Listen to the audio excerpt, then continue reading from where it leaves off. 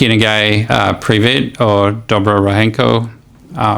Welcome to Chalk Talk, our podcast at Bishop Druitt College, and today we've got three special guests from Ukraine and also from the NGO Learn and Teach Ukraine as well. So we have Viktoriia, and we have Yuliia, and we have Ira. But my first question, is there anything different or exciting or what stood out when you came to Coffs Harbour or Bishop Druitt College? Yeah, I think it's a very nice place here, and students and teachers are very open to us. Everyone is so welcoming us, a very warm support we feel. I feel very calm here. Thanks, Ira. And what's your role with the NGO? I'm a project coordinator for two projects. So one of them is Ukraine Speaks English, where we involve volunteers all over the world, and they conducting free lessons for our children online in Zoom. And the other is writing an essay. It's we learn teachers to learn kids how to write essays about critical thinking and how to show their position. Yeah. I was very surprised when I visited Bishop Druitt College. It shows many interesting learning learning features of the college, including learning areas, classroom, outdoor spaces. The college looks welcoming and friendly. It successfully demonstrates the colleagues' commitment to quality education and student development, and a supportive learning and entertainment and environment. And Yuliia, what's your role in Ukraine? I'm a teacher. I teach English. I teach both primary and secondary school students. Unfortunately, our school hasn't got a shelter, so the main condition that every school has a shelter. So our school hasn't a shelter, so our students study from their home using their own devices, and I study from home too. Okay, so it's difficult. It's difficult to teach students online because you can't to come, for example, primary school, explain. Touch him, explain, show me something, because we use just devices, and I look at there and they look at me, and we have this screen connection. Thank you, Yuliia. And how many are in your school? How many other teachers and how many students are in your school? Today we have approximately 500 students, but before the war started, we have approximately 700 or 800 students. So, do you find that they have some favourite subjects, the students you teach? What are their favourite subjects? Here they might say English or science or PE or sport. What are the favourite subjects? It depends on students' hobbies, because somebody likes mathematics, somebody likes English, arts, creative. For example, for my daughter, she likes PE because she is very active. She likes art.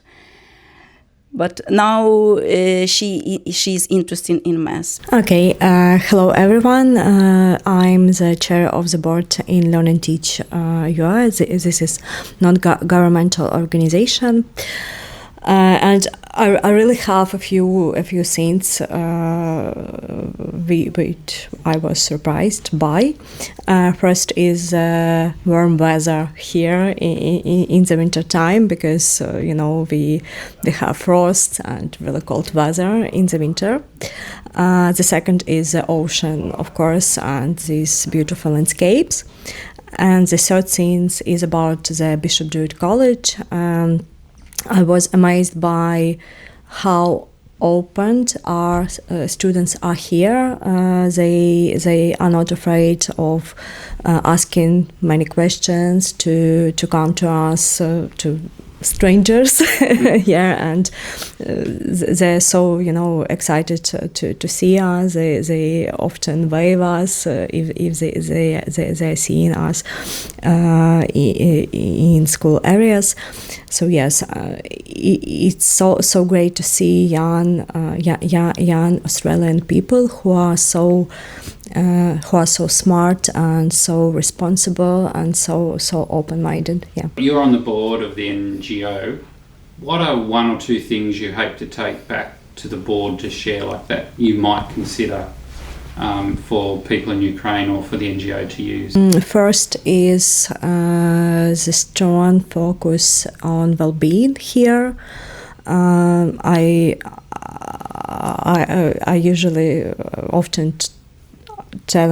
I was often telling here that in Ukraine the secondary education is pretty much focused on academic achievements, which is good, but now during the war we need more. We need to pay more attention to well-being and emotional support to children. So I want to share it to the board and actually to Ukrainian teachers and school principals your approaches of teaching and of even organizing the school community, because it's not only about lessons, it's about the whole system and after school activities as well. Focus on sports activities because you have so many different sports and students can try themselves in different types of sports and choose what they like most, or maybe do different in different times. So yeah, it's so great to show our students, to show our children how active lifestyle, why active lifestyle is so important, and that they can do not only like football or basketball. These sports are the most popular in Ukraine, but there are so many different activities they can be involved in. Thanks for your answers again for Chalk Talk. I notice we've got some furry friends here, some koalas and teddy bears. Having visited Ukraine, I know pets, cats, dogs are very, very popular in Ukraine. And for most people here in Australia too. So my next question to all of you, have you seen or heard or found any similarities between Australia and Ukraine, or between our children and Ukraine children? Yeah, have you found any similarities in your visit so far? I think our countries are quite different, but we can see some similarities. For example, I think sometimes nature reminds me of Ukraine. Yeah, maybe in summer. That is good, quite warm. Also, people are very open here. In Ukraine, we also so generous, I think, like in Australia, welcoming and like to cook. All the food here is very delicious. In Ukraine, it's also, Simon can say, it's also very good. Yeah, kids, I think, quite similar everywhere. They're active, fun, and I think people are here also open to know something new. In Ukraine, we also like to get to know something new. I notice difference between, I would like to say about education. I notice difference between education at BDC and my experience teaching in Ukraine. Education here focus not only on academic knowledge, but also on the well-rounded development of the child, including sport, different kinds of sports, well-being and social skills. Students get to thrive themselves in various fields to better understand their potential and find themselves, such as cooking, sports, different activities. BDC provides modern digital devices, open learning areas where students feel comfortable and confident, and excellent resources for their development. I do think there's some similarities in being volunteering online. I can see the love of learning too and how important it is for the teacher to connect as well. So that's a similarity I've seen as well. Thank you, Yuliia. Thank you. I noticed a few similarities actually. First is that BDC is providing remote education, and it's kind of your strong part here of your education. And in Ukraine, we have the same. Many schools operate remotely, and we have schools who are really good in this online connection and online education. The second thing is you offer choice of subjects. Now in Ukraine we have this choice in high school, and from 2027 we start the reform when a student can choose not only academic subjects but some subjects for their personal development. So we are on our way to this system. Yeah, and the last similarity I see is about children. I think that here they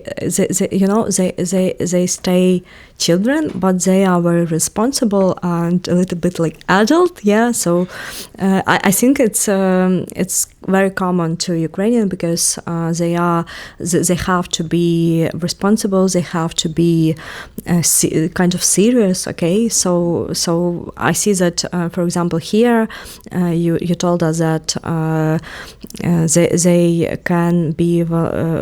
they can volunteer on beaches as self patrol. So I think it's a very responsible task, and like 16, 17 kids actually they have so so huge responsibility. So, and in Ukraine we also encourage children to make some volunteers things, or it's just about their families when they have to take care of their younger brothers and sisters and help them when they have air raid alerts or other issues. Yeah.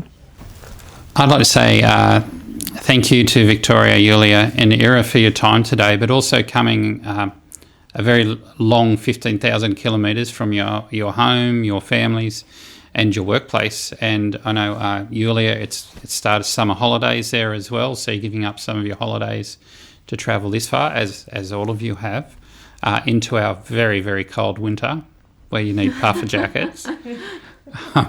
We did have a cold snap there the first few days. But a very big welcome on behalf of the BDC as well, and thank you to many of our community that have perhaps taken you on an activity, or our staff who have included you in the classes and the different sports and everything. So I hope the rest of your time here will continue to be enjoyable.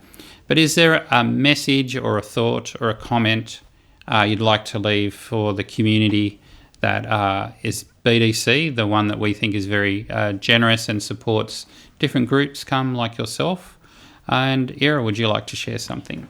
I want to thank the BDC for the welcoming, generosity, hospitality, and I believe that this connection will support us in Ukraine, these warm relations we already have, and just stay as good as you are. Yes, of course, I want to say thank you so much for this incredibly warm welcoming. And I think you are on the right way. And I don't want to lose the connection between Australia and Ukraine. Mm-hmm. We love you.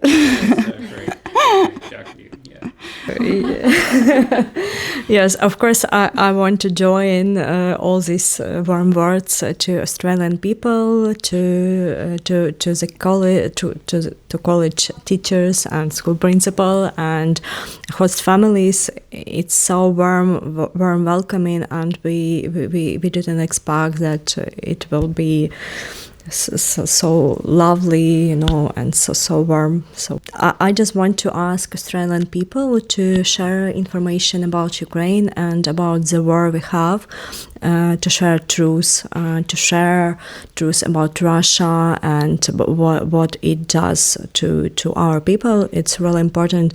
When we had a presentation for children, we talked about Ukraine, and some kid asked us, what can we do? How can we help? And Ira just said that just tell anybody everywhere, yes, what's going on in Ukraine, and it's really important, and we will appreciate this. Yeah, it's actually like an invitation. Yeah, once the war ends. Welcome to Ukraine. Yeah, we will be happy to have you in Ukraine and in our office of NGO Learning Teach UA. Yeah, and we'll be happy to show you Kyiv and other places. So yeah, welcome. Once again, thank you for your time, and thank you for the invitation, which I hope we can take up very soon, because on behalf of the community and our college council, we do wish that there is a very soon just and safe peace for Ukraine again, and your families and your work colleagues, and of course the businesses and the schools that you work in. And thank you for coming, and thank you for your time today on Chalk Talk. Thank you.